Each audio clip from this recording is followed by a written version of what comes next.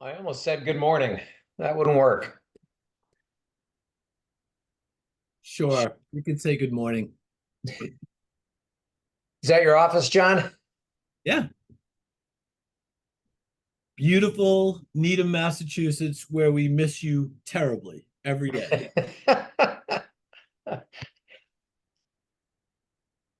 Uh, Guess what just happened to me? I got kicked out of Fidelity Wealthscape system, IWS. Yeah. Go back in, and it says enter your username. Every username that I have ever had is a number. I cannot find anything in anywhere that says I have a user name. Don't you have a Fidelity rep? Of course.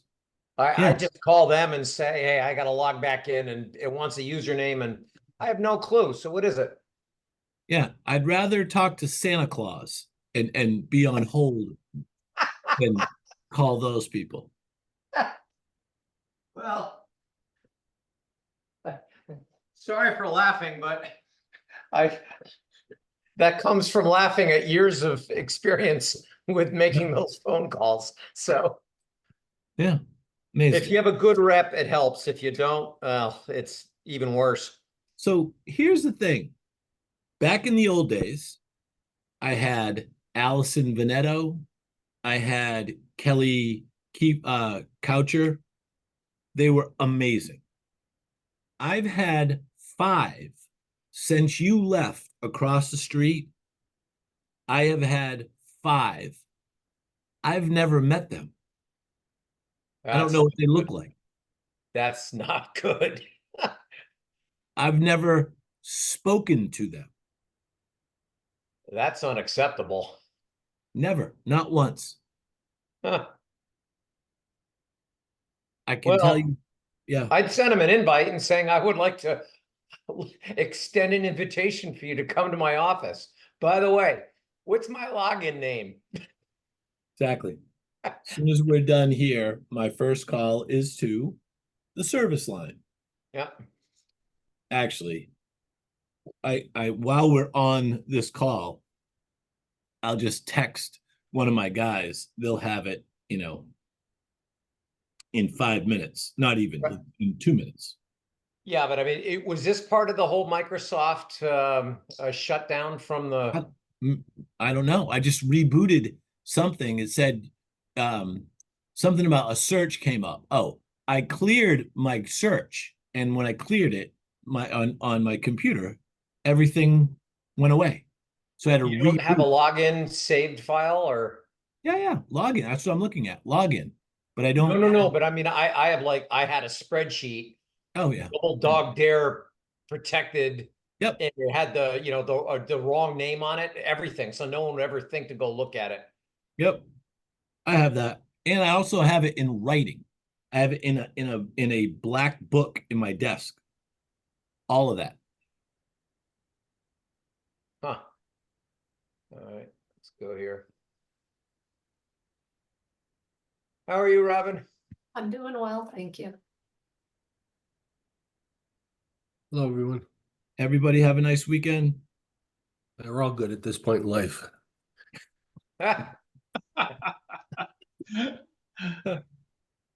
We can't all Good live like answer, Ford. Jim. Good answer. We can't all live like Ford Spalding.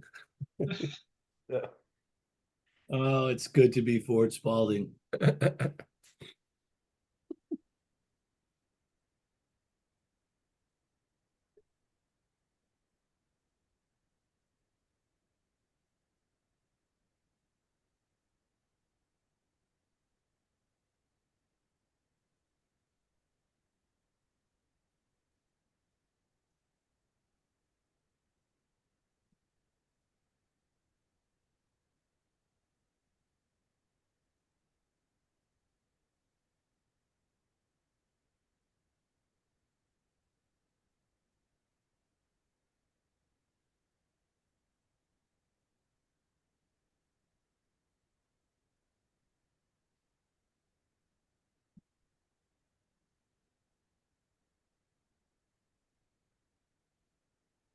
Jim, your head keeps going just a little bit and Oh, just out a of little the, bit, 'cause yeah, what's the sign behind you? Markham? Markham, yeah.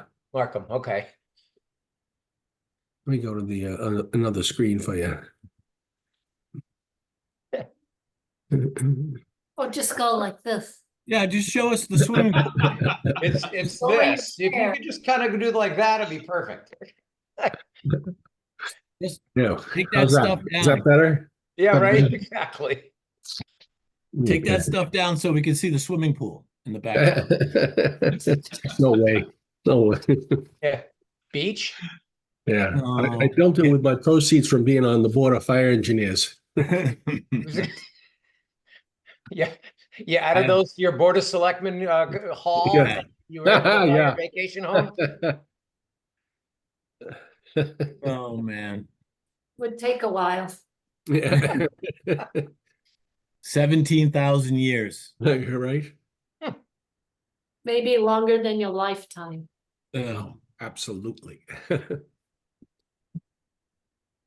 So it's 2:30. Well, let's get started. Good evening, everyone. Welcome to the It's- July It is 22nd. afternoon. Take two. Good afternoon, everyone. Welcome to the July 22nd Board of Selectmen meeting. Actually, David thought it was morning earlier, so I guess Dave's in the morning. I I'm in the messed him evening, up. Robin's in the afternoon. Between the three of us, we'll get it. One of us will get it right. Yeah, one of us will get it correct. So thank you all for being here. Just a reminder, the meeting is being conducted remotely via Zoom. Please take care not to share your screen. The meeting is being recorded and will be published on our Facebook, YouTube, actually Facebook page, and be broadcast with Dover Cable Television. And we are all present. I'm John Jeffries, Chair. Robin, will you identify that you're here? Thank you. I am present. David Haviland, I am present. Michael Blanchard is here, Chris Costello is here, and we are going to move to citizens' comments. Chris, do we have any citizens' comments? Do not believe so. I think we're good. Is there anyone in the chat who has their hands raised and would like to be publicly recognized for our citizens' comments portion? I don't see anybody. Perfect. I think Yeah. everybody's on the screen that's on the call. We are going to move to our first item and discussion and vote on the appointment of Paul Capone to the Board of Fire Engineers. Mr. James Dolly of the Board of Fire Engineers is here, our former selectman. Is Kate with us as well, Jim? No, I think she's traveling today. That's why I'm on the call. Thank you very much. Jim, would you like to tell us about Paul Capone and your decision? Thank you, Mr. Jeffries. Hello to everyone. Due to a mandatory retirement of Ed Corn, oh, excuse me. No, we're trying to fill Ford Spalding's role. He moved out of the town, I believe it was February 1st. So he retired from the Board of Fire Engineers after a long couple of decades on it, I believe. Kate and I were sort of stumbling through the process of the two of us trying to do everything, including promoting people within the interim fire chief issues and certain other legal issues that we've been dealing with. It became very apparent that we had to fill the third role. So about a month ago, we got 4 applicants, of which Kate and I interviewed them separately, but with Robin witnessing, I would say. Each applicant was asked the same 10 questions. And what happened was we thought there was a conflict of interest in one of the candidates. We asked town council to weigh in on that, and they advised us, well, it wasn't a conflict of interest, there were ways to get around it. So they advised us in a certain way.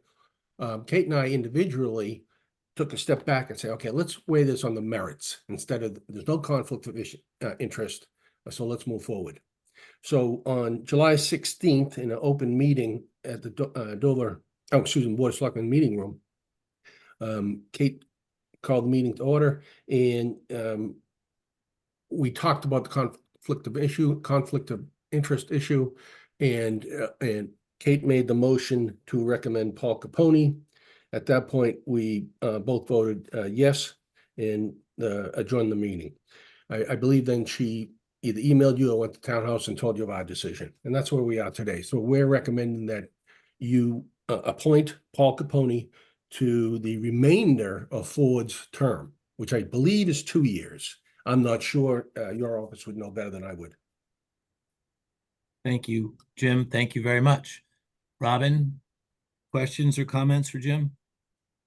So I would just like to comment that I think the Board of Fire Engineers followed a good process. You know, they solicited volunteers from the town. They then worked with head of HR, Robin, to put together a list of questions. They had her participate in each of the interviews. And I think it makes a lot of sense that at the end of the day, you voted based upon merit and ruled out potential conflicts of interest. So I commend you for the process that you ran. I'm sure based upon the 4 candidates you had, Mr. Capone was the best fit for the board. And I look forward to alleviating or having some of the workload alleviated for both you and Kate. So appreciate, sharing with us the process. Thank you, Robin. Thank you, Robin. David? I think Robin's words were very well said. I know that you and Kate have been through a little bit of mini hell, Jim, and I'm sorry for that, but I'm also very happy that it's coming to a beneficial close for the town of Dover. So thank you for all your work on our behalf. Thanks, Dave. Agreed. Thank you, David. There's again, Robin, very well said. I agree with Dave, and I just, from a clarification standpoint, I just wanted to remind everyone, Robin, that Jim Dolly referred to was Robin Tassino, the head of HR, not Robin Hunter, which Right. That's why I clarified that. Yeah, no, thank you. Thank you. Too And many Robins. Yeah, Robin with an I, that's what we call it. Robin with an I. the only thing I would add, Jim, is Paul Capone is very well known to the Board of Selectmen. Paul served with me, with us as the board on our search committee for the current police chief. Paul has a lifetime of experience in civil service with the state police, with our own Dover Fire Department.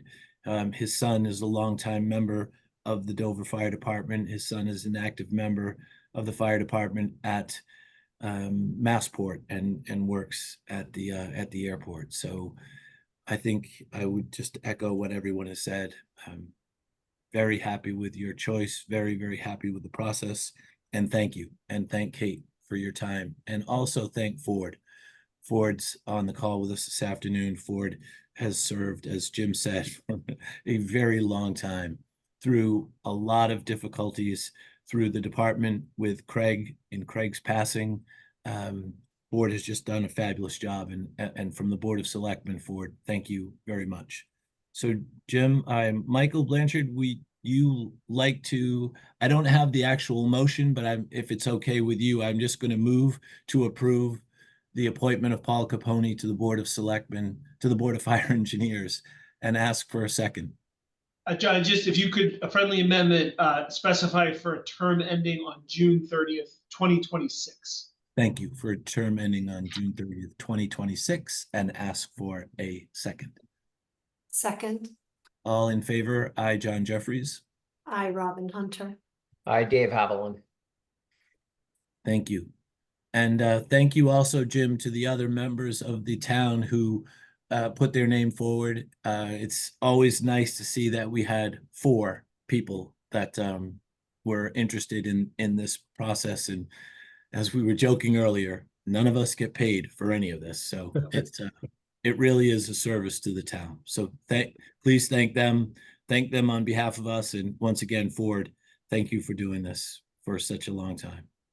And perhaps there are other roles some of the other members would like to volunteer for. You know, Robin, I was going to finish with that because one of all great conversations with all four. Three of them really wanted to support the town and get involved somehow. So I don't know if you guys know who the candidates were right off the top of your head, but I could send you their names and maybe someone can contact them for other positions in town. Sure. That would Oh, be obviously, great. Robin Yeah. has the names. Yep. So honestly, great candidates, and I think they'd help the town a lot because we see all the same faces and see all the Right. names all the time. I've been in town government for Robin. You got me involved in the warrant committee 20 years ago. And then So- look, you returned the favor. right. Right. So I want to see a wider range of people volunteering for the town. That's my personal opinion. But Great I'll- idea, Jim. I'll- Thank you for sending them on. That's awesome. yeah, great. Okay, guys, if I'm all set, thank you very much for having me, and thank you for supporting our position, which is Paul Capone. Thank you, Jim. Thanks, Well Mike. done. Thank you. See you guys. Take care. We are going to move to item 2, which is a discussion and a vote regarding the approval of community center project changes, change orders, and vendor contracts. Michael, do you have an overview? Would you like to give a brief overview, or would you like to hear from the committee first? So I can just briefly maybe update the board, and then I'll turn it over to Dick and Igley for the board's benefit. I don't know if you've met Igley. I apologize if you did, but Al's on vacation. Who's our assigned project manager? So Igley assists Al and has been filling in during this time. So appreciate both Dick and Igley joining us. So as the board may recall at your planning meeting, the community center came up as one of our goals and priorities for this coming fiscal year. Obviously, as the construction looks to be completed and we look to open a brand new building, which is all very exciting. Some of the concerns that had come up, though, were one about the change orders, and specifically that the board feels you're getting information too close to your meetings where you have to make these decisions, which I think is extremely valid. So a new process that we've put in place, I had a chance to meet with Dick following your planning session meeting, and going forward, you will be CC'd on all of the building committee meeting, both invites, as well as the emails with the documents or their version of the meeting packet like you get for your meetings, whether it's change orders or vendor contracts or things like that. So it would give you an opportunity to review the information well in advance of your meeting. Certainly if you wish to participate in the building committee meeting, you certainly could attend, ask questions. The meetings are recorded. You can certainly watch them after the fact. And as always, Dick offered anytime you're interested, feel free to call him with any questions. He'd be happy to speak with you. So we're hopeful that will help improve this process going forward. The only other piece I'll mention, I think Dick and Igley will also touch on this tonight, especially, you'll see that almost all, I think all but one of the PCOs are related to the 1910 building. And again, I'll defer to Dick and Igley on some discussion, but I think that the reality is the town was aware there was an effort to save that building, both for its architecture and history, but there was also an understanding that was going to come with some unforeseen conditions once the building started to be renovated, taken down, or the insides were taken down and then renovated. When the designs came to fruition, when the bid documents went out, that building was still occupied. So there was no destructive testing of any kind. So, we think XYZ is behind the wall, but when we actually took it down, we found ABC. And so as a result of that, some of these change orders are before you because conditions weren't as expected, because there were some estimations made or assumptions that had to be made because there wasn't destructive testing. So I'll let Dick and Igley kind of go into the details of that, but I just want to provide a little bit of that background. And obviously I can try to help answer any questions you might have once we get into it. Dick, do you want to provide an overview? Sure, yeah, thank you all. Yeah, just picking up on what Michael was saying on the PCO's potential change order process. We,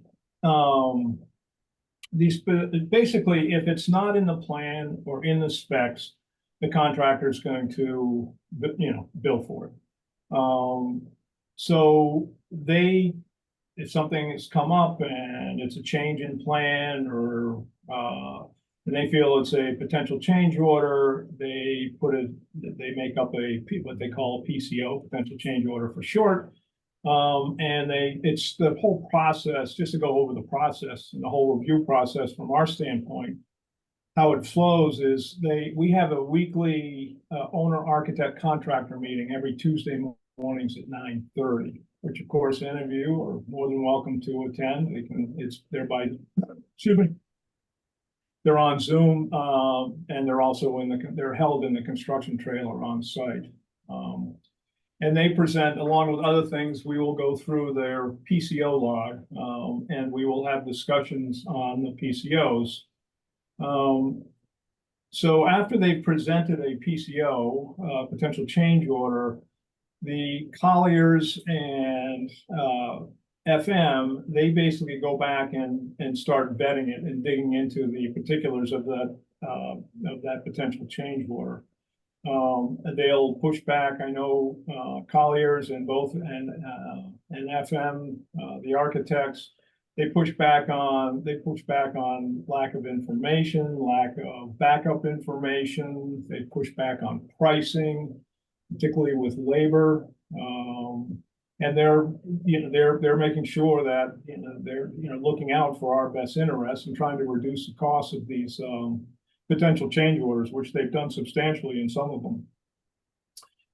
Then we also have, so they go and do their work, and then on Fridays at 1 o'clock, we have an owner architect, we call it an OA meeting, where the purpose of that meeting is without the contractor, and the purpose of that meeting is to review these PCOs. So we're then going through all these PCOs without the contractor there, reviewing everything that Colliers comments and the architect's comments, and basically have an open discussion on these PCOs.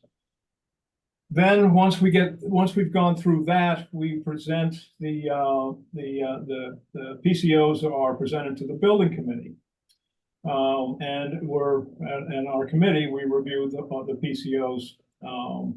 And on that committee, just to refresh your memory, we've got David Billings, who's works for Hill International, and has been a OPM in the public sector for, 20, 30 years, and has got public projects up and down the East Coast.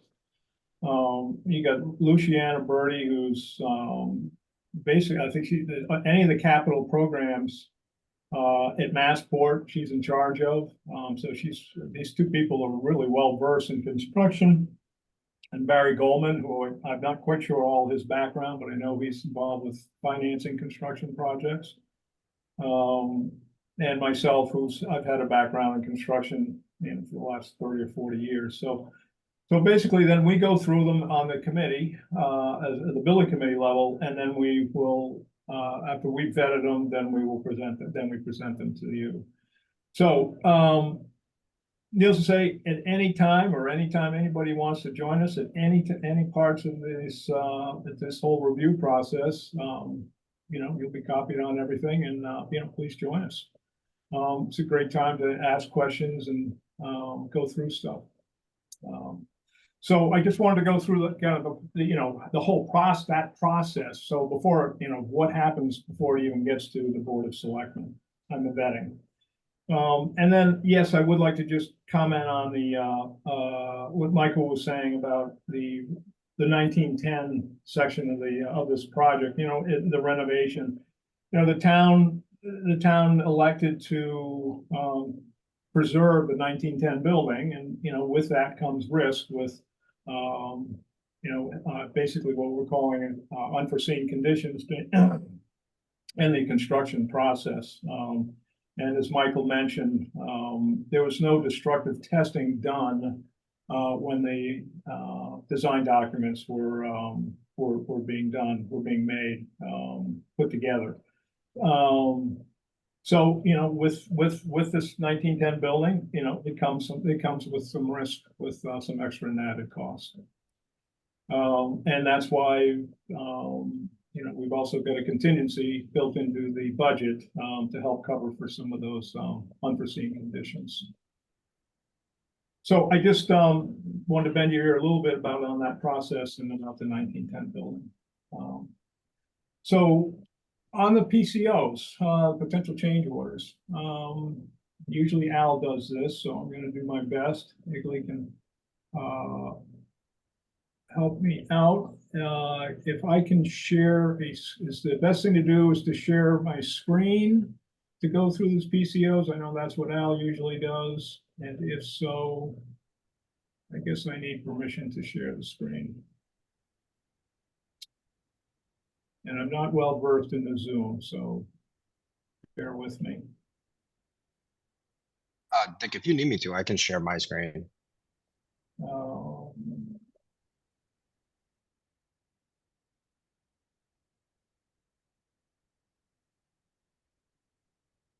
Okay, Higley, please do. I'm sorry about this.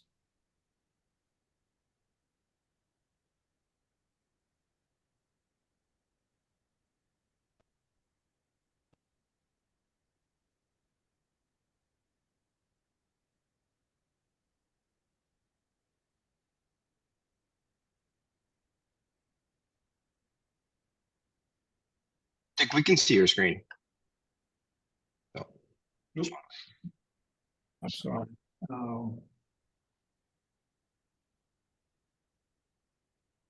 Well, Dick, we all have the pending change order narratives in our packet, so Okay, I'm sorry. if Thank you. that's I'm where you sorry. are and you just want to go through them, we can see it. Okay, yeah, I'm sorry. For some, I was looking for a highlighted border and I didn't see it. My apologies. Yeah, so we've got, so this is what Colliers put together. PCO 20 window brick chipping at 1,799, and this is basically when the existing windows of the 1910 building were removed. There was additional, basically chipping out of existing mortar that had to be removed. It was not in the contract documents. And so that is what this charge is for. Now, Did you say water, Dick? excuse Mortar. me? Mortar, concrete, Mortar. mortar. Cement. And I know in your packet, there was all the backup information of, you know, the contractor, the hours, that take you through it. And again, this is an unforeseen condition. So please stop me if you have any questions. If not, then I will go on to the next one, window modifications. For $25,209. Again, I'm just reading this. You know, there were a bunch of different changes with the existing windows of the 1910 building that needed to be addressed, and some of those conditions were adding additional framing. Additional blocking is basically framing. There were some sills which needed to be replaced, some lintels, that's the headers above the windows, were missing and had to be installed. Some of the lintels were shorter than they needed to be. And again, that's all detailed in all the backup information, and that's at 25,209. And again, that's an unforeseen condition, and this is all in the 1910 section of the building. So, Dick, this was one that I actually had a question on, because you know, I'm not a construction expert in any way, but I would assume that we knew, since we were replacing the windows for the 1910 portion, that the new windows wouldn't fit perfectly and we would need to do some additional work to get those in there. Did we just not anticipate enough time, or we didn't in the design, or we didn't Well, anticipate any additional expense? we anticipated the size of the windows, judging on the existing size of the windows, which we were Okay. replacing. Those openings were not all necessarily consistent. Once those existing windows were removed, we found that, you know, things were found. Okay, all right. I.e. missing framing, i.e. missing sill, or there was a cracked sill on one of them. And that's what this one's all about. In the ideal world, yes, take the old one out, you know, and you put the new one, you know, the new one was all sized and made to fit that existing opening, and you just pop it in. But the reality is that it didn't happen as slick as that. The question that is in my mind, Dick, is still, shouldn't they have known? I mean, everyone knows this is a 1910 building. Everyone knows that there are going to be problems. Everyone knows that the windows need to be completely replaced everywhere throughout the building. And yet, no one, either the architect didn't put any money in here, the contractor didn't put money in here, and we're held with the bill. And I look at these and I say, yes, it's a pre-existing condition. Maybe I should back up and say, why was no destructive testing done anywhere on a building that's more than 100 years old? Well, I believe, and correct me if I'm wrong, Michael, on this one, I believe the building was being occupied, and basically to find out what's going on with these windows, for instance, you'd have to remove the window, you know, in order to see exactly what the conditions existed as, you know, and that would have all had to happen during the design process. So knowing that you know, it's an old building, yes, the design team can't put in the contract documents, you know, do this when they don't know whether it needs to be done or not. However, you know, the Colliers and when the budget was set for the construction budget was set for this project, for the you know, the contingency was built in, and this is one of the reasons why we have this contingency to have a fund of money to pay for some of these, you know, these issues. I guess what I'm referring to now is in preparation and trying to learn and get brought back up to speed. I've spoken with folks that were in the business just like you are, and you probably figure out who it is because he's a structural engineer who has worked on many large projects and actually including Massport, and has worked with one of your committee members at Massport. And I will just give a loose paraphrase of a quote, but in municipal projects like these, the general contractors consider the contingencies there and will continue to bill unforeseen conditions until they have received what they perceive to be theirs. Now, obviously, that's one person's opinion, but there's at some point in time, the unforeseen should have been foreseen by somebody. And whether it's the architect, whether it's the builder, whether it's a subcontractor, but now here we are and getting more and more of these just unforeseen, gee, we didn't know. And, you know, now for just the windows, we're in for another $27,000. And I look at this and I'm like, you got to be kidding me. You knew it was an old building. You could go up and look at the condition of that wood, which is 115 years old. And, you know, to just say that, oh, it's not going to need any kind of remediation or blocking. I'm going to have a hard time wrapping my head around who's, I hate the word fault, because that's negative connotation, but this is nothing that the town of Dover could have dealt with. So was it Colliers? Was it the architect? Was it the contractor? But we're being asked to foot the bill for actions or inactions of others. And I have to tell you, I'm extremely uncomfortable with it. Well, Yeah, it is a circumstance which obviously none of us would have chosen to have. Yeah, right. I mean, I mean, so, you put together a set of, you put together a set of bid documents for a contractor to bid on, and obviously you don't want to include things that don't exist, that you don't know whether they exist or not, because you don't want to have to pay any extra money. So some assumptions get made about what might be behind those walls, and what might, when you take a window out, what you might find. And without taking windows out or removing walls, you just don't know.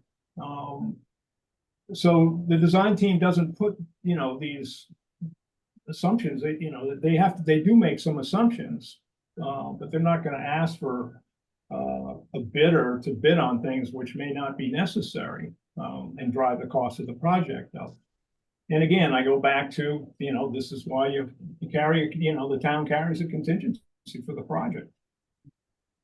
Right, so I think another way to look at this perhaps is, and I never really looked at it this way prior to your comments, Dick, so maybe I just wasn't smart enough to understand that. But because this is in a sense, a fixed price contract, you don't want to include all contingencies in that contract in the event that they don't materialize. So rather than, because then you're just going to spend the money.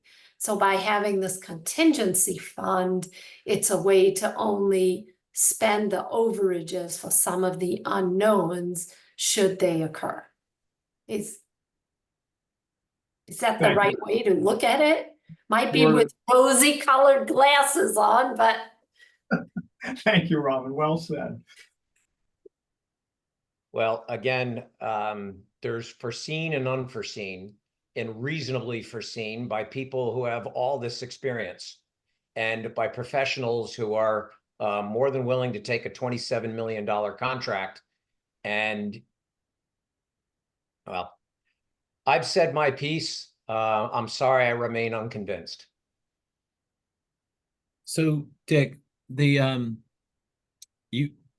we're, just to summarize this, because there's not a lot of items, right?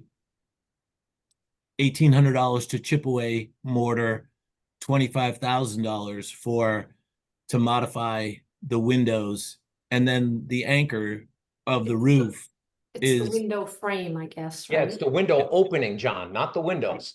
thank you, window opening, right? So, and then $18,000 for the roof anchors, all on the old roof. And then, of course, the largest single component is the network switch, which I'm going to save to last. But here's my biggest concern. You've heard we all have concerns, and they're all similar.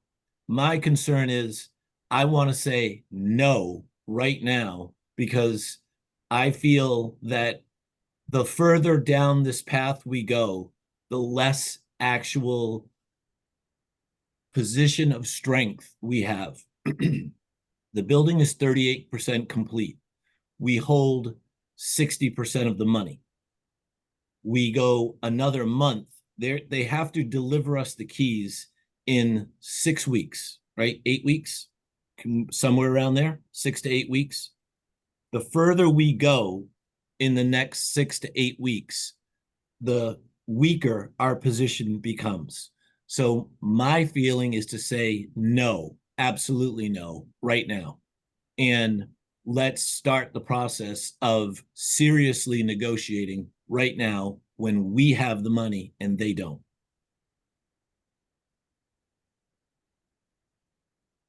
Okay.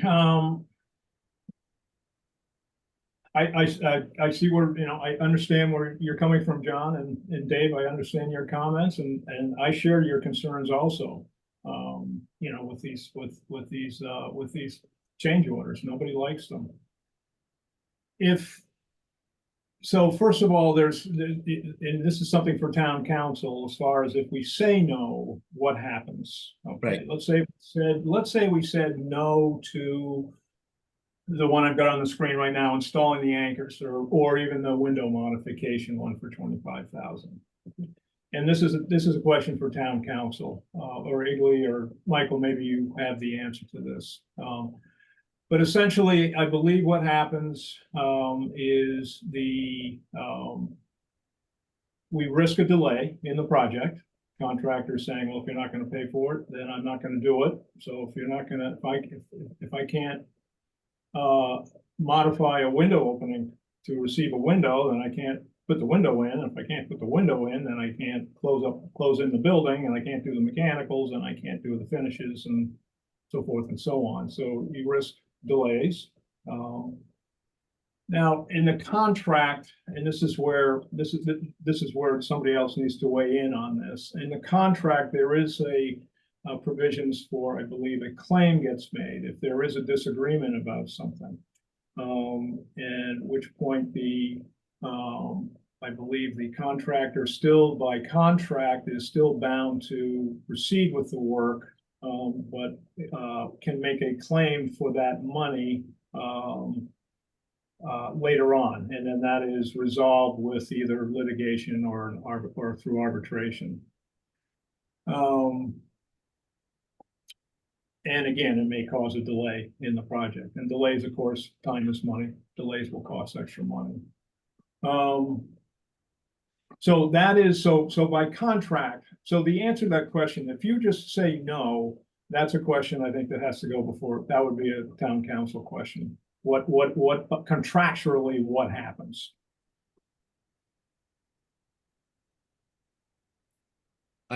I'm not disagreeing with any of the things you're saying, Dick. I just think that what I think we have to get very clear is they have to deliver us a building.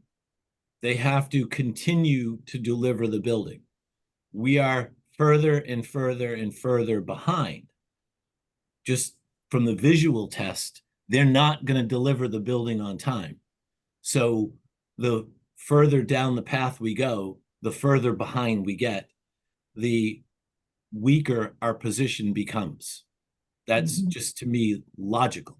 So mathematically, and Robin said it better than I did, and Dave would agree, we're not contractors, we're not architects, but we really understand how to balance the budgets.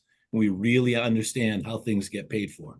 And we're really, really good at making sure our constituents get value for their taxpayer dollars. This is not a good value. Well, John, we also need to be smart about the way we approach things, because Agreed. I certainly don't want to say no because it makes me feel good and tough, and then put us in a much worse position with respect to this building. You know, take a look at our neighbors. They had a 2 or 3 year delay on their library, and I'm not sure exactly what happened there. So I think, you know, we need to understand exactly what our legal rights are under the contract. I understand that you don't like that we're using the contingency.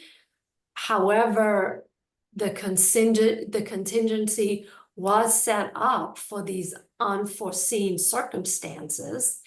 And that doesn't mean that I support rubber stamping all of them, but the contract is less by these amounts. And so I think we need to have a real strategic conversation with the building committee and, you know, experts at legal counsel, to construction experts, to understand what we can, you know, what we might be able to do. I would appreciate that, Robin, especially in light of the fact that as the new kid on the block, I certainly am the farthest behind in the knowledge path. I never Don't kid yourself. None of us really, you know, I think we're fortunate to have people like Dick sitting on the committee who have had this kind of experience. But Understood, but Mike was nice enough to send me the contract this weekend, and I printed it out about an hour ago and have yet to read it. I thought That's- you were gonna tell me you studied it and haven't Yeah. read one, and you found. I was That will gonna be be next really meeting. impressed, Dave. That will be next meeting. I just believe, I mean, I don't know, the process to me seems very broken, and what Mike and Dick have agreed to, I think is gonna dramatically improve it. And that is, without knowing the contract, without having any input into the contract, I'm in a fiduciary duty to approve hundreds of thousands and looking like millions of dollars of expense without having any idea what I'm voting on, why I'm voting for it. I'm given 100 pages of construction documents a day or two before I'm supposed to meet. I have no idea what they mean. I don't have the benefit of listening to Dick and his committee debate these things to become reasonably informed. Therefore, I'm looking at these, and I wrote Mike an email on Friday afternoon, and sorry, Mike, I'm sure I did ruin part of your weekend at least. But the bottom line is I'm not comfortable because I am in no position as a fiduciary to grant a yes or a no. I know nothing about it. I don't even know the contract we're held to. All I know is my name is going to go on this, not anyone on the building committee. And we're the ones who are ultimately approving what looks like to be well over $1 million. And I'm sorry, I'm not willing to go through that. I'm not willing to say yes to items that I know nothing about and I don't even know if they're right. In addition, there are two things that are on my mind that are a little bit more towards John's way of thinking, because we were given a notice of a 2-month delay by the contractor. We denied it. We have heard nothing. Don't think we were given a notice. I think my understanding was we were told that we could potentially be. So I don't think it was a formal notice. Whatever it was, we were informed formally or informally that we might be looking at a 2-month delay. We have heard nothing. So what is the time bomb that's out there? What is around the corner? After we give them most of the contingency, are they then going to turn around and say, because I mean, I don't know what the penalty is on being late and all that. I've got, again, I haven't read the contract, but I am woefully uninformed to make these decisions. And until I become reasonably educated, I have to say no. I'm sorry. I cannot agree to this. I will read this contract. I will pore over it and I will become educated. I would love to go to the meetings. Dick, what I would like to know from you is, when does a PCO in your process get ready to be brought forward to the Board of Selectmen? When should we start attending? Because I don't want to attend every single one of your meetings, but I would like to know when should I get involved to learn about what's going on about these PCOs?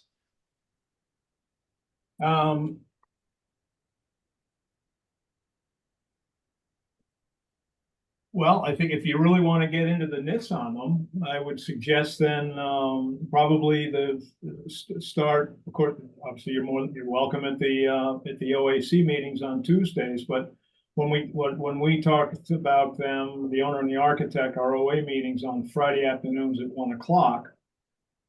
When the contractor is not present, we discuss them. That could be. I think that's probably the best word. That would be the best place for a selectman who's trying to become educated to start learning in there. Yeah. Oh, and I mean, that's, and then after that, of course, then, it's in our building committee meeting, which of course is, that's all on your agendas and everything and scheduled and public meeting. Could I ask that I get added to those agendas whenever you hold a meeting? Of course you can. Yeah. Thank you. I just would love to, know, and again, it's the onus is on me. I understand that. No one's done anything wrong. Nothing is mal or bad. It's just that I am stone cold ignorant, and yet I'm being asked to approve way too much money for my comfort level. And as you could see in my last meeting, I kept apologizing because I'm like, God, I was really uncomfortable and I'm still uncomfortable. So Yeah. I think now that I have the contract, I can at least know what the heck we agreed to and what we're being held to. Then two, I would really like to have a meeting with the building committee, the board of selectmen and council to find out what are our rights, because I agree with Robin, the last thing we want to do is make this worse, right? That's not the intent. The intent is to make it better, but also to truly act as a fiduciary on behalf of the people of the town of Dover to make sure we're doing the right thing. And then back to what I'm looking for is also we've got a neighbors group that has threatened is too strong a word, but I can't think of a better one. But they have threatened litigation regarding what's going on the outside of the building. And so before we're just racing down these paths, we have two very important items as selectmen in front of us, because you guys are trying to get the project done and do it within budget. But here's a case where spending, I'm going to make these numbers up out of thin air, spending 50,000 might save us 100,000 and a whole lot of heartache. So we need to know what those options are. We need to know if they're acceptable to the neighbors group and to the town. But we need that information, and we need it a lot sooner than later.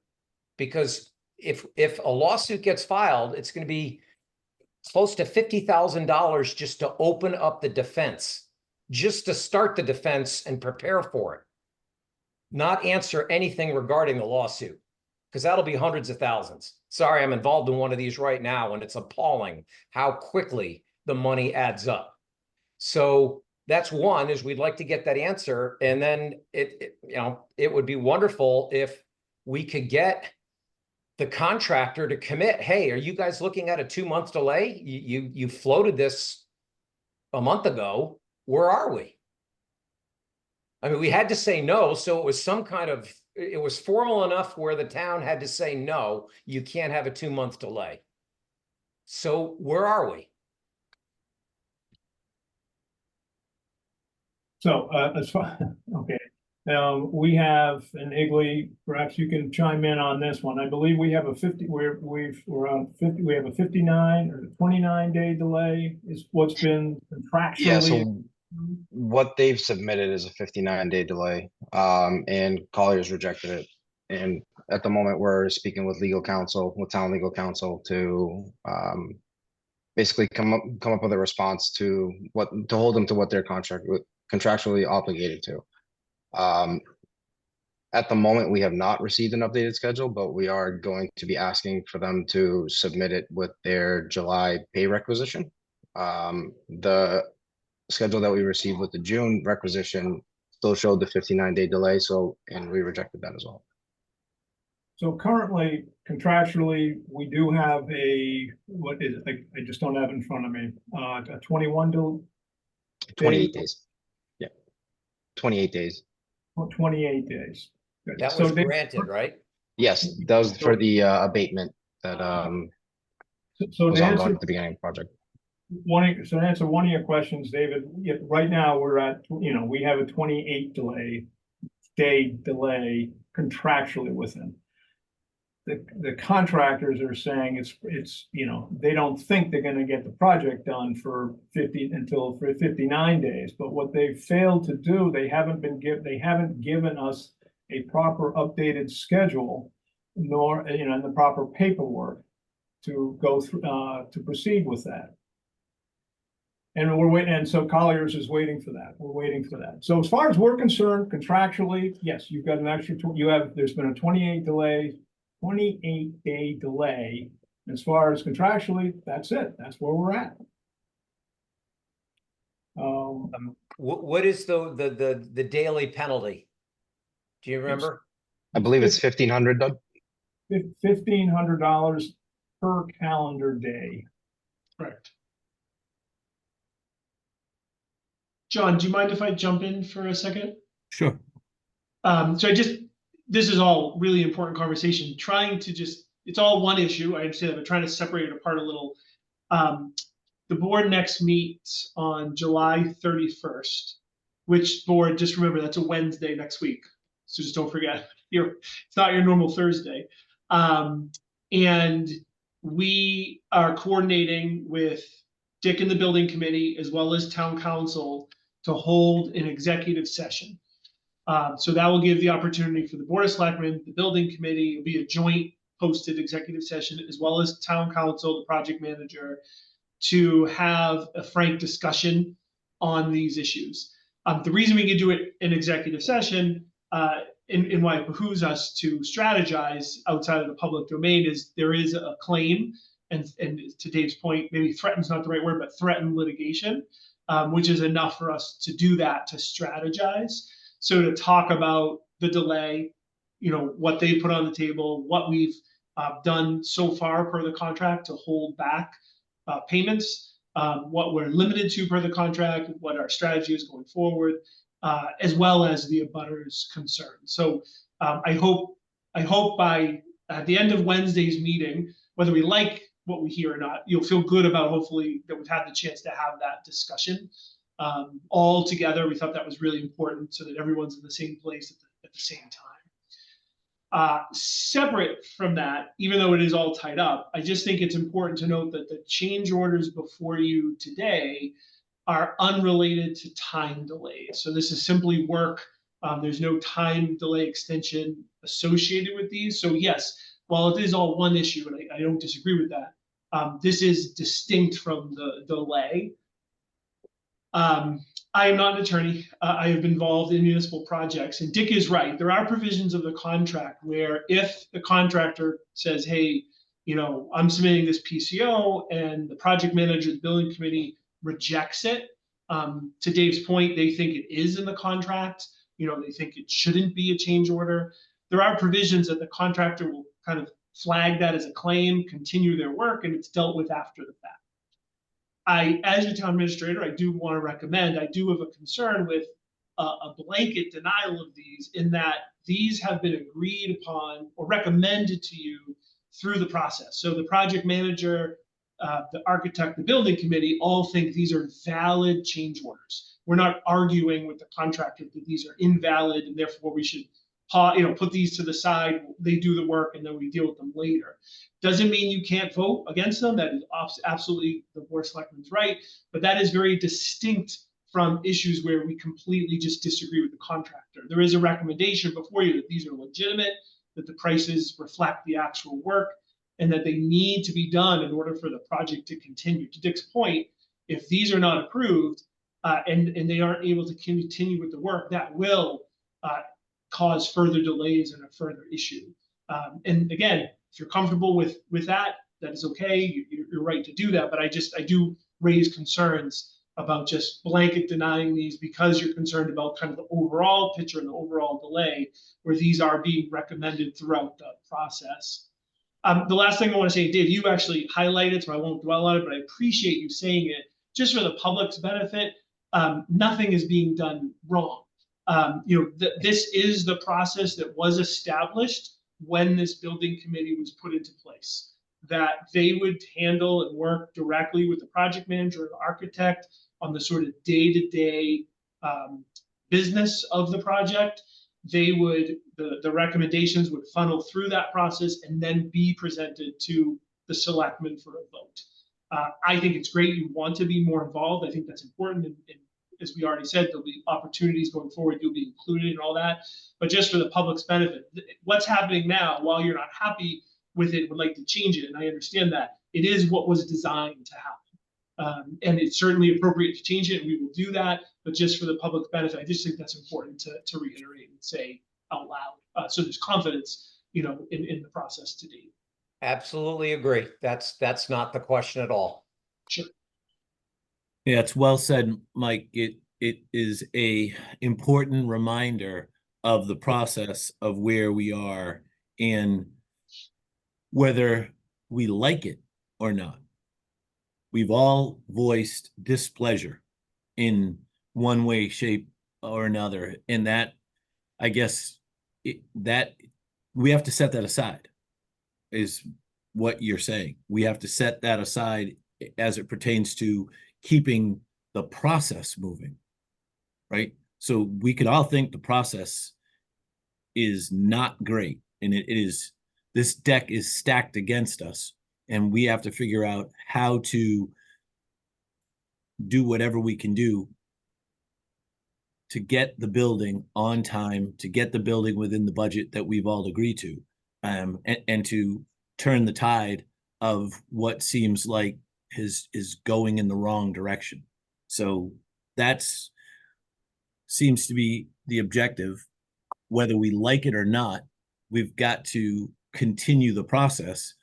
Dick, your committee has recommended we vote to approve this.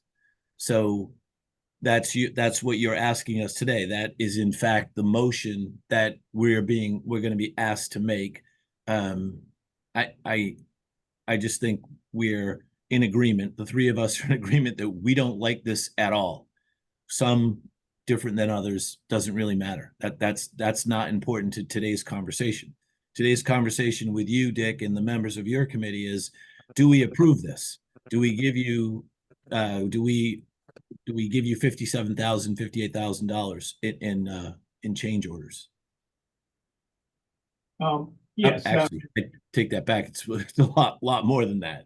Well, no, the last two are, correct me if I'm wrong, Dick, but the last two are to approve subcontracts that are already paid for in the budget. yes, I mean, we have a couple things going on. First is the potential change order, the PCOs, and I believe that's the 51,000 in potential change orders. That Right. we've vetted it. The building committee has vetted it. The architects have gone through it. Colliers has gone through it. They're the ones that have gone through all those pages that you've been getting in your packets of, like, how many hours and how many 2x4s are being used and sacks of mortar and all of that. That's what Igley's been, that's what Colliers does. And they've vetted it, and they've come back and they think it's fair. These change orders are fair and reasonable. I don't have in front of me what some of these change orders started out as, potential change orders started out, the numbers. Yeah. But they do get knocked back. So we're asking for, the building committee has recommended for approval these these PCOs you have in front of us. So that's number one. And then number two is then these Intertext contract, and there was another one. Retrofit. For IT. Retrofit for the access point for a network switch. Yeah. Did I read that right? Is there a savings relative to the budget? Yeah, on the IT, the budget was 60,000, and this, I'm rounding now. Right. It was 1,000, and it came in around 30,000. So we have a $30,000 savings on that one. The other one was for testing the envelope. Basically, they're testing the air tightness and water tightness of the building, and instead of using the testing company, which we have been using for concrete and others, this particular test, which is called for, which is a very stringent test, that testing company that we've been going with doesn't do that test. So therefore, we need to bring on somebody else. The funds, the budgeting for that is within our budget. So we're not asking for extra money for that. It's just asking, approving this company to go ahead with the testing, which is within budget. I think it's funny. It says window and building envelope testing. After you've asked us to improve, to do all the windows and everything else, now they're going to test them. I'm like, wait a minute. Sorry, I just thought that was humorous. Yeah, well. So, I mean, again, where I am, I will feel a lot better after we have our combined information session, where we can find out what we may and may not do, what is proper and improper to do. let me ask you a question, Dick. If these are delayed until next Wednesday, is that going to cause incredible consternation and conflict? I mean, is this schedule so tight that we literally have to do this today?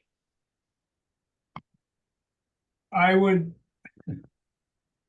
don't have an exact answer for you on that, David, but That's fair. I can already hear the contractors chirping at me if they're not. You know, Well, the counter chirp is, can you please let us know where the heck you are on your 59-day proposed delay? yeah, true. I mean, again, it's got to go be a two-way street. And I just want to make sure, if nothing else for the public's record, that this has nothing to do with you and your committee. We thank you. It is thankless. It is thousands of hours and all your expertise, and we're grateful. You please bear with us because we literally have two jobs in a way, in a sense. And so we rely on you to do ours. And I want to know what's going on. And I'll just feel a lot better after next Wednesday. And I will also have a chance to have read the contract and get back to some sort of speed. I mean, at least I'll catch up to John and Robin. Yeah. Well, well, thank you, David, for those comments. And I believe me, nobody likes these change orders, these potential change orders. I mean, we don't like them either, and I definitely recognize you're uncomfortable with them. We all are. I do recommend that, the building committee is recommending these for approval, and I am recommending that you do approve these if you can and comfortable today, if you can, to avoid any potential I'm not going to say official time delays, but they're up against, the contractors are up, they're behind schedule. And they are trying to do everything they can to get back on schedule. And these type, if they don't have a decision for another week or week and a half about doing the windows, that's another, for them, they look at that as saying that's a week lost for us. So, we're trying to work together, some of these projects to some degree, we're trying to work together as a team too, we're trying to get this project done. And I think if you can make a decision on it, that would be wonderful. Right now, there's only one member of the team paying, and that's us. And it's a one-way street right now. So I literally think we get painted into a corner in every one of these conversations, Dick. It's not any different than the last conversation. It's not any different than the conversation before that. It goes back to January with the asbestos conversation, and they're painfully similar. So we are where we are, and what my only concern is, I don't want us to go further backwards, and that's probably the thing that that I'm stuck on. I don't want to go further backwards, and I don't want to give any more money, but I fear going backwards more than I do voting yes on these change orders. Robin, how do you feel? So I have a different perspective from you and Dave. I mean, I don't want to rubber stamp all of these contracts. I am highly sensitive to the balance that we have between us and the contractors. And I do not want to be in a position whereby we are responsible for further delays.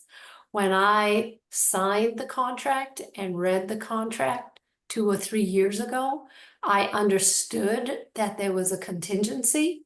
I understood that we were going to fund the contingency. I understood that we would need to use the contingency.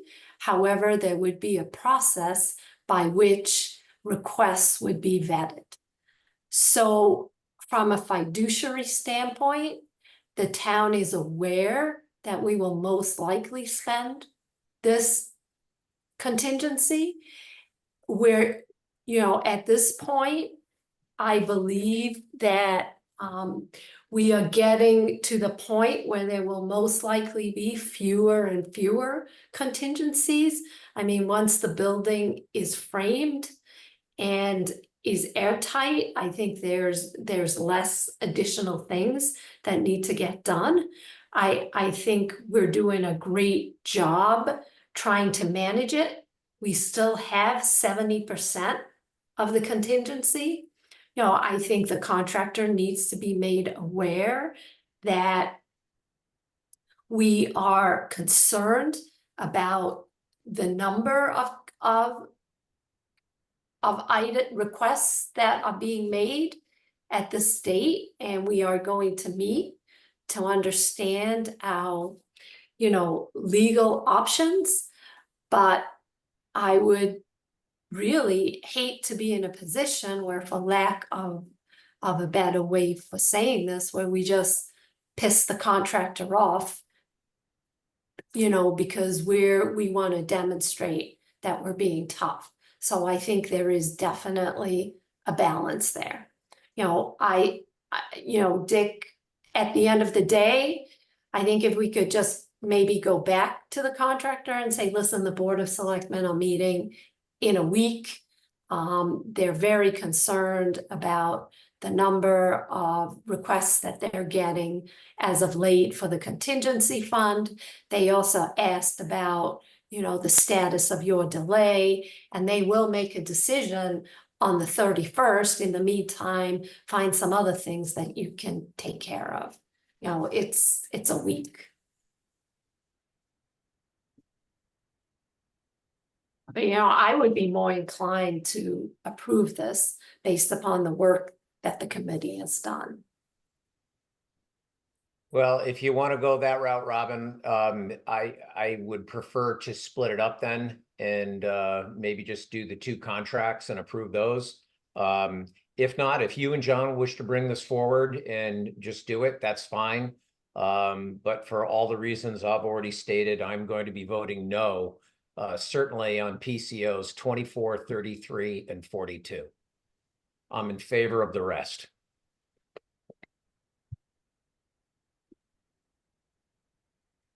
You know, my understanding, those are the ones where the delays are gonna be. Potential delays. You know, the other thing is to see if we can get a meeting earlier than the 31st. Just to discuss this. Well, yeah, I mean, it's the same executive session because there's those two other issues that belong in executive session. And then, you know, we need to have a frank conversation with council on what we're allowed to do. And then Dick can take this ruler out and slap us on the back of the hand and say, no, this is our decision. And then we come out with a good process that we all are at least comfortable with, and move forward from there. But, you know, you don't need me to hear me say it all again. So. Right. So, Michael, we want a motion on this particular request. Item 2, the request for the change orders and the additions to the contract. So I think if you and Dave are inclined not to vote for it, then we should defer. Well, there's things that we can do right now. We can approve the two contracts and then some of the smaller items, at least keep those moving.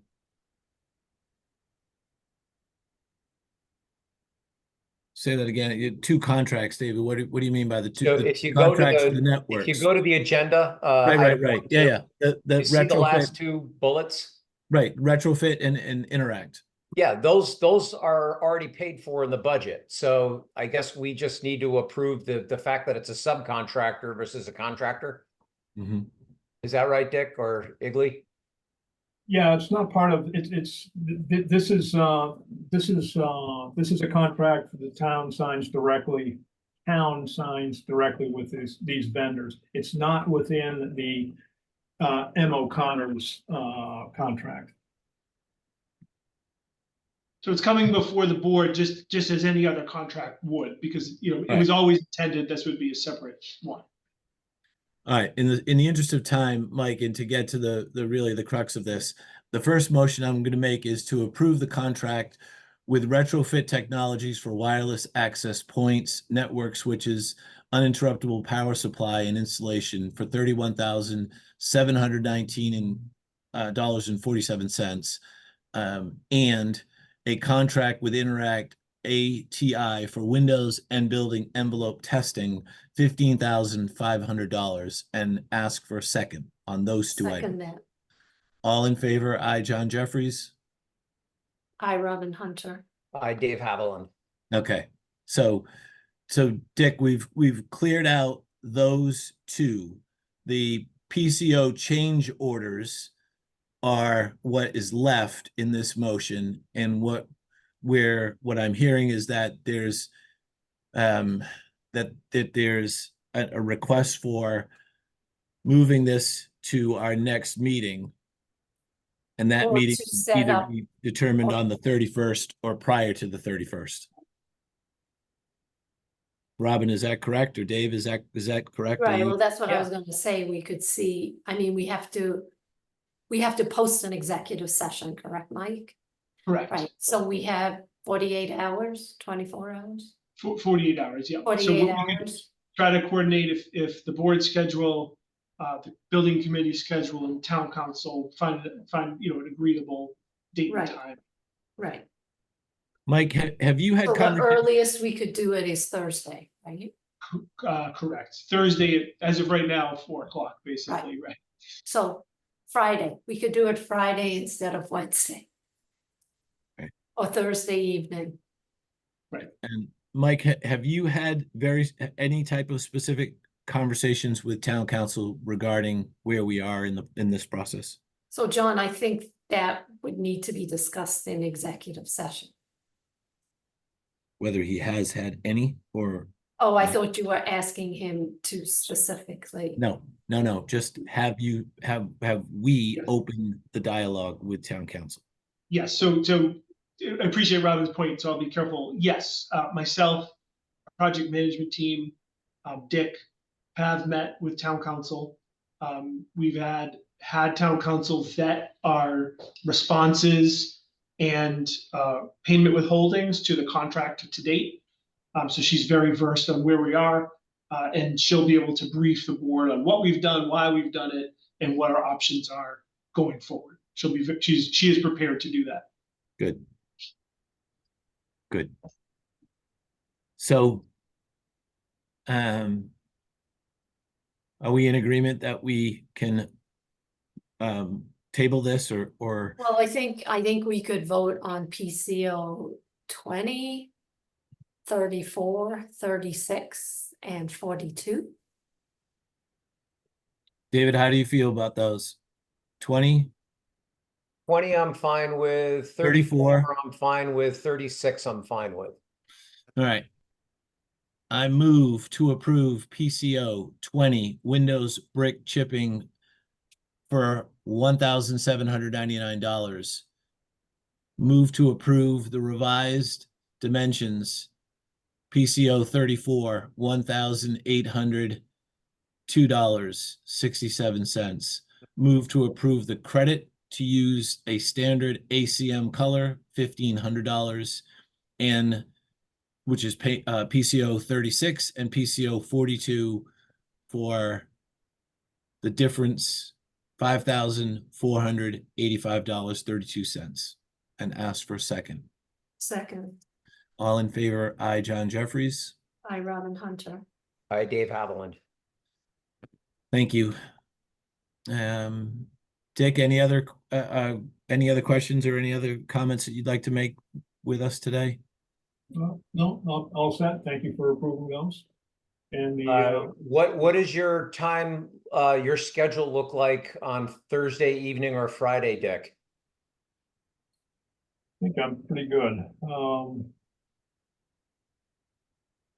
I have that 1 o'clock to 2 o'clock meeting, on Friday. Other than that, I'm good.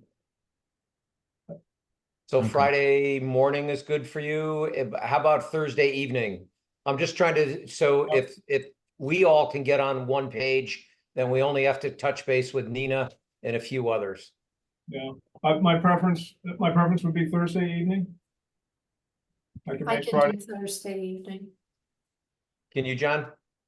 Yeah, let's just see how Thursday evening, yeah, let's just see how that goes, and just typically we've had more success Friday mornings, but yeah, I could make Thursday work. Well, it's Nina and other schedules.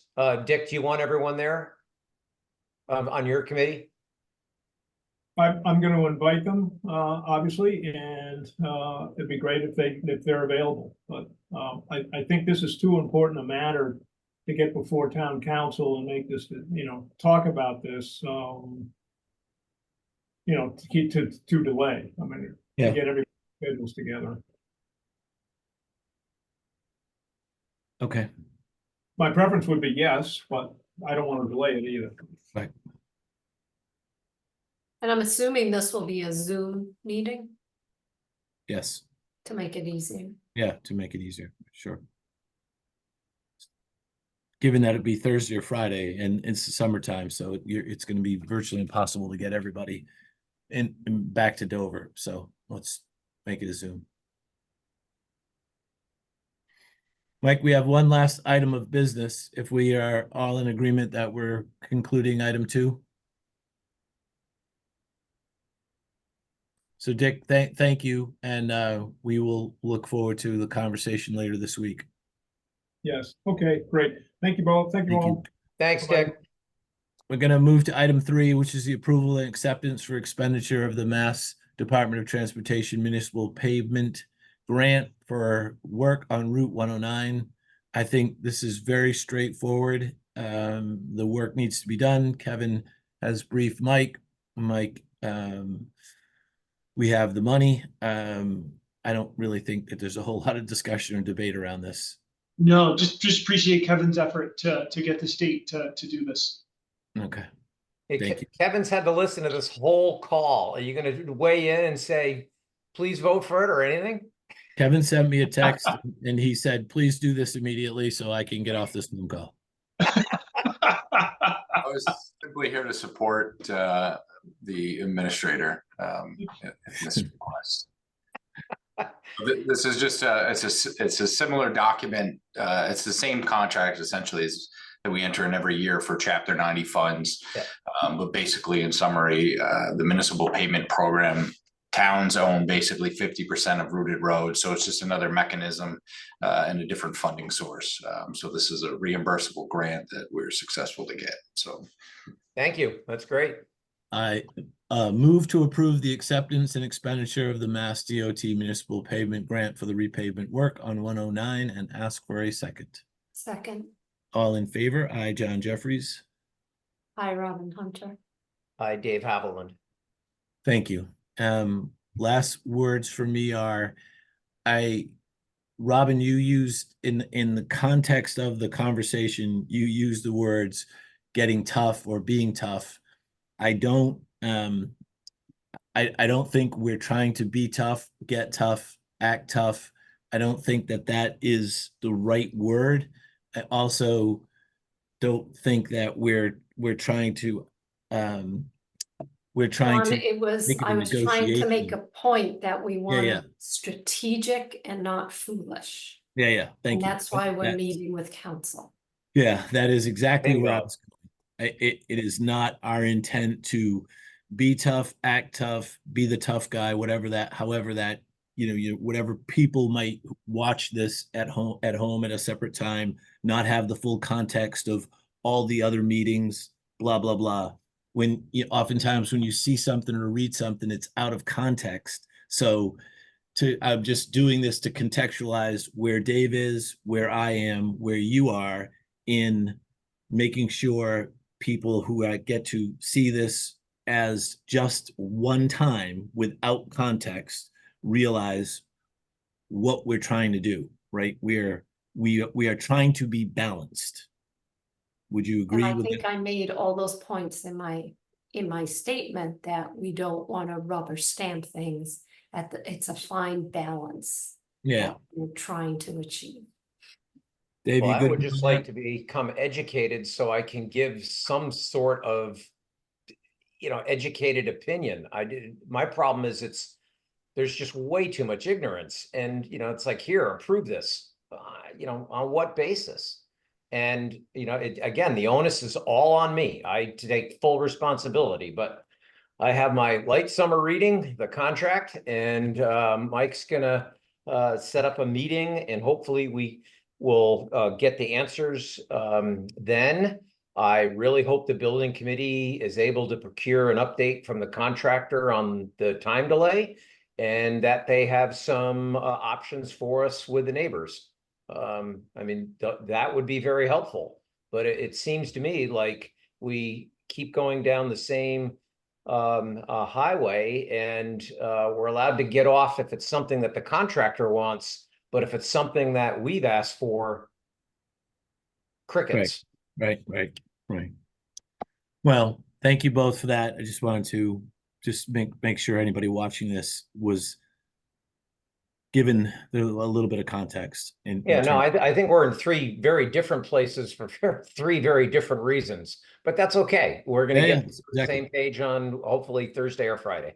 Exactly. I am going to make a motion to adjourn at 3:50 p.m. Ask for a second.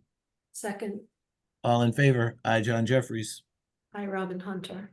Hi, Dave Haviland. Thank you all very, very much. See you Thursday.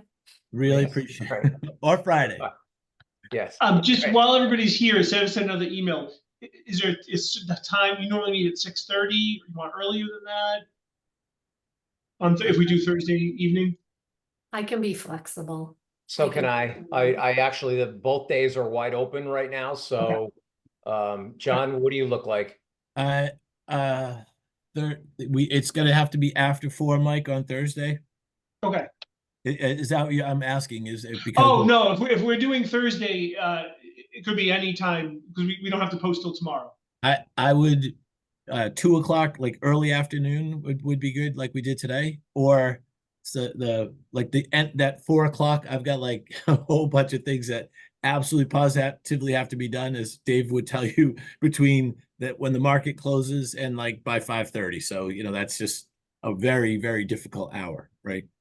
Right, so I'm not available until after 2 on Thursday.